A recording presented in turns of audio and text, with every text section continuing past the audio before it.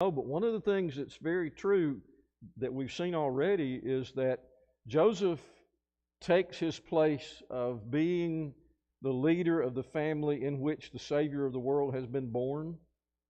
He takes that seriously. And he's going to do whatever it takes to protect his family, and he moves in response to this dream, which tells him to take his family to Egypt, where they'll be safe there from the murderous Herod that is going to be murdering the children. All right, let me stop right here and let you make some observations or comments. What about Joseph? What is it that sticks out so far about this man Joseph?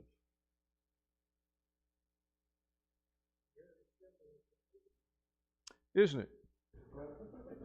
Abraham. It says very similar to Abraham.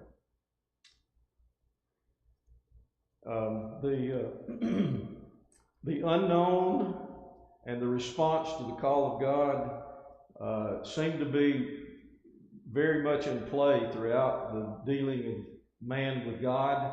God often says, do this, and I need you to do it by faith, because that's what I'm asking you to do. You know, Joseph was a man of integrity. Can you imagine you're engaged to someone today, and they come up with God, you know, and people around him, but that first Joseph didn't know.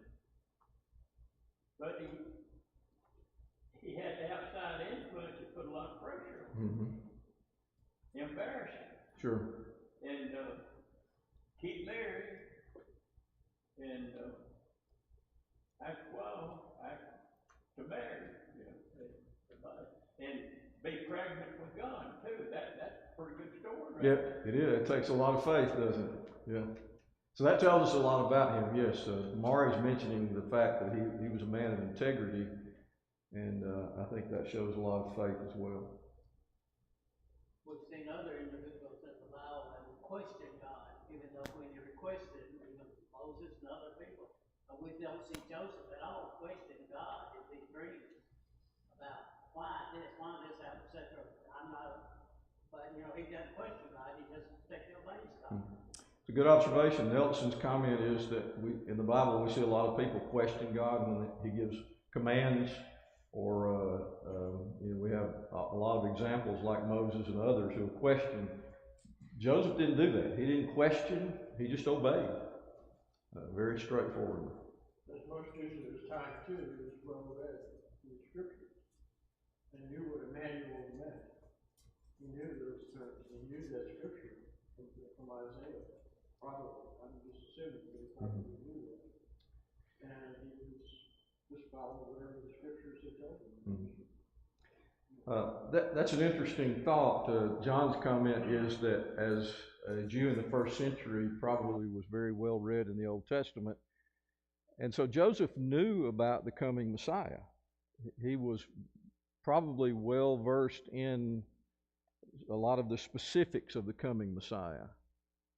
And I'm not sure about what he knew, but I am sure that what happens convinces him that God is true, that God is following through in his commands.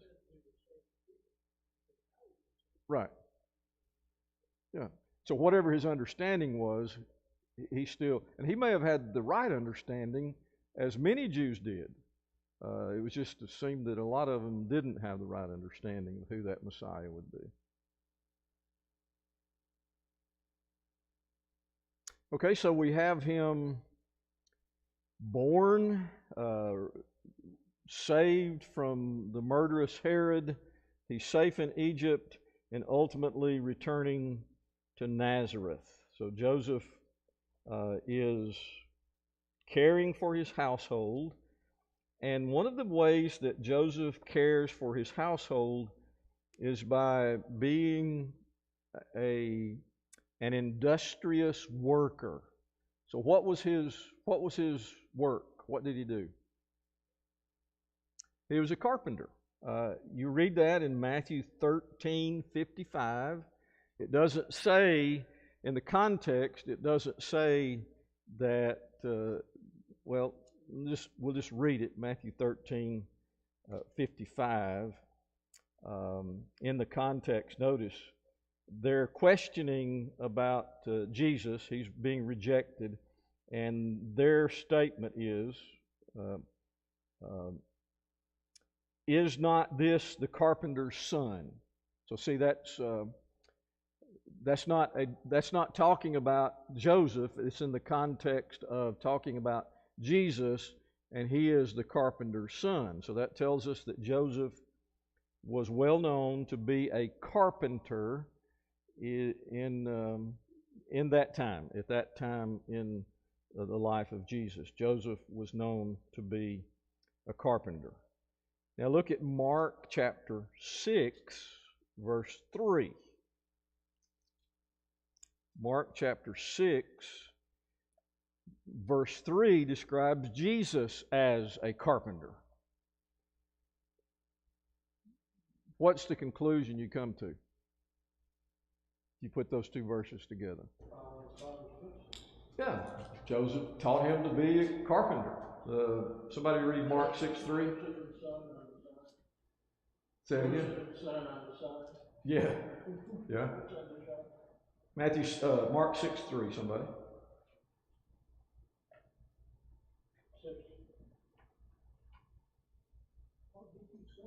Mark 6:3.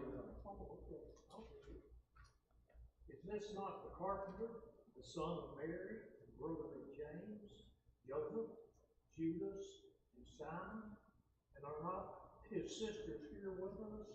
So they were offended at him. Okay. So that says that the people there saw Jesus as being the carpenter, a carpenter. So if I put those two together, what John answered the question, and that was that very likely that Joseph taught Jesus the trade, which was the way it was done in that day. You know, if you were a basket weaver, you taught basket weaving. That if you were a bucket maker, you taught bucket making. If you were a jack of all trades, then your son probably was a pretty good fisherman.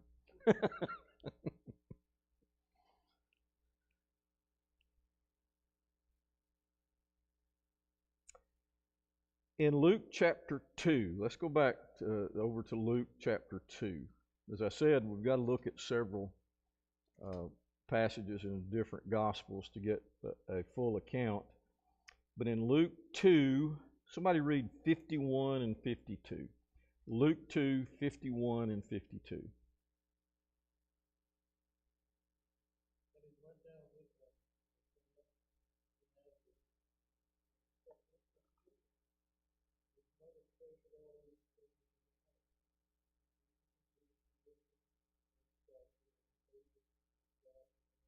Okay, very good. Now, you may remember this is the end of the story where Jesus stays back, and they're going on their trip back home, and they find Jesus is not with them. They go back, and they find him teaching in the synagogue, and so now that's where he says, "Don't you know that I must be about my Father's business?"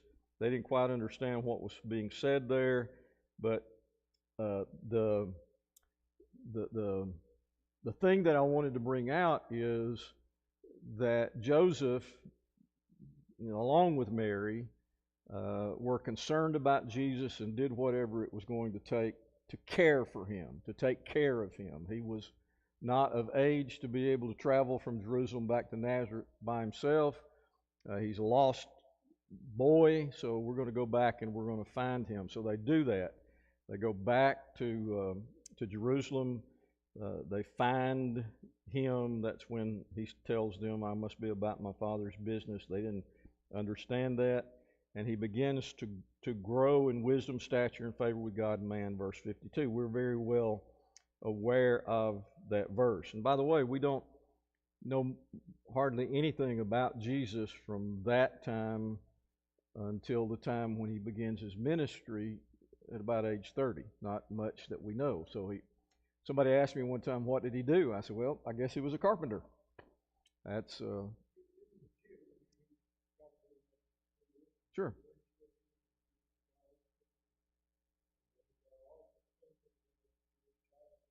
He went to Jewish Saturday school just like all the rest, I guess, and taught them what it said.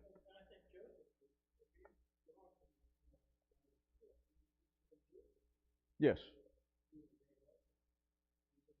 Hmm. Yeah. Yeah. So the fact that they're here on this journey to Jerusalem tells you that he's devout. And so he's caring for his family, he's caring for Jesus, he's teaching, he's being a good example, he's doing all of those things. So Joseph cared for Jesus, and now Joseph just kind of disappears from the scene. There is no verse that tells us anything about what happened to Joseph. There's no hint to what may have happened to him. In John chapter 6, the Jews say this. It's very possible that all right, let me go back. The Jews say about Jesus, we know his father and mother. Okay, we know his father and mother. Now that doesn't mean that Joseph was alive, but it could mean that Joseph was alive because that is in present tense. We know his father and his mother. So if that is true, then Joseph was alive somewhere around the beginning of Jesus' ministry. If that's not true, then we don't know. We don't have a clue. So somewhere between this time that Jesus was left behind, don't you know, it must be about my Father's business. Somewhere after that, Joseph disappears. Now it's very logical to think that he died because the length of life for a male in the first century Judea was not very long. I don't have any real facts about what that was, but it just, I mean, you didn't live to 70 usually in the first century life. So it was difficult. So he just disappears, and we don't really know really any more about that. So what do we learn from the life of Joseph? Anything that we can look at from the life of Joseph, the husband of Mary, the one who is the head of the household into which the Savior of the world is born? What kind of application can we make? What kind of things can we learn from the life of Joseph? Seems that he was very humble. Mm-hmm. Mm-hmm. Seems that he was a very humble man, yes. Anything else? We've observed a few things. One of those, the fact that it made the statement in Matthew chapter 1 that he was a just man, probably giving us a clue as to why God chose him for this very important duty. Where he talked about his compassion and the way he handled the situation when he first found out about Mary's being pregnant. He was obedient to the call of God. The very fact that he didn't protest, the fact that he didn't complain,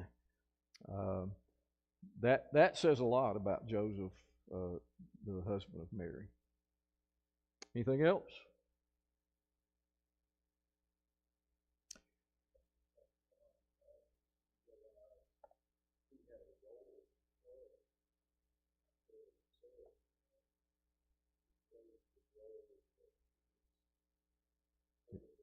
Mm-hmm. Exactly. Yeah. And it takes a really special person to put yourself aside and to play the role that God's given you to play. And I'm sure that it was not an easy task. You know, Mary Beverly said something about it. A lot of people would have boasted about it. They'd gone to the local tavern downtown. A lot of people would have felt like, well, you know, I'm being abused and used. Yes. Here, but not him. He Yeah, exactly. Yeah.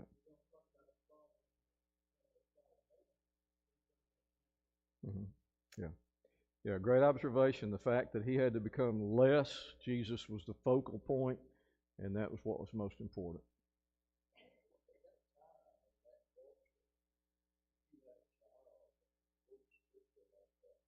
Standing of it. I mean, you could have went to Jerusalem and got famous. Yeah, he became a disciple of Gamaliel. Yeah. It could have gone really wrong had the wrong person been chosen for that responsibility. Yeah. You know, we're going to question God and His judgment on who He chooses to do things of that nature, but often even question people. David didn't have the heart of God, after God, you know. And I believe this maybe what Joseph, God looked upon Joseph, seeing his heart, and knew that he had the heart after him to say, so you David. Even though David had wrong in his life, we don't know Joseph may have some wrong in his life, but maybe he was a repentant person, and God knew his heart. Yeah, I think Nelson's statement is very correct, that when we look at the reason that God chose Joseph for this situation, it really all boils down to his heart, because as we've just been talking, as Ryan brought out, there are other men who have taken advantage of this situation and used that for their own benefit. Joseph was only concerned about getting Jesus born, named, and let him do his thing, and I'm going to step out of the way. All right, let's look at Joseph of Arimathea. We have just a few minutes. It won't take long because we don't know much about him. Look at John chapter 19. John 19, verse 38. Somebody gets there, read that one.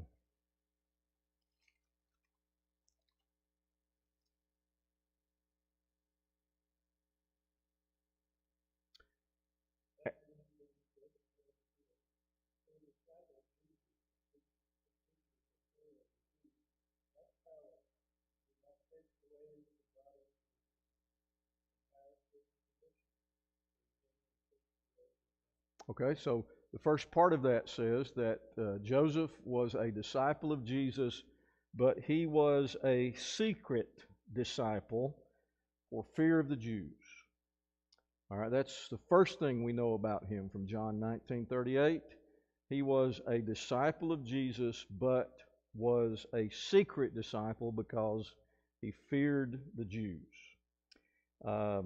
In Luke 23, look at Luke 23. Luke 23, 50 and 51 when you get there, please.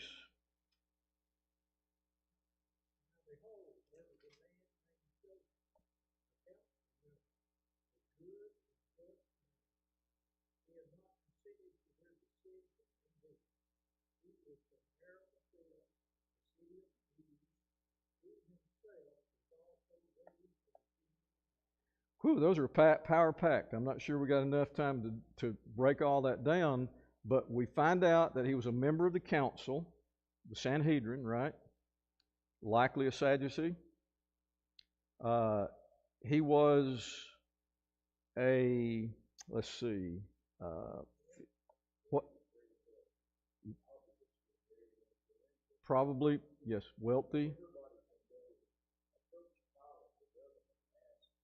Exactly. Yeah, that was one of the points. He had some influence, not just because he was a member of the council, but he must have had some very special influence, and it was probably money. Yeah, to be able to approach. Well, we already know he was a rich man, because Jesus was buried in a rich man's tomb, so we already know that for sure. All right, so he goes to Pilate. He was a member of the council. He was a good and righteous man, and I guess the bell rang. I guess it did. Or the kids are loud one.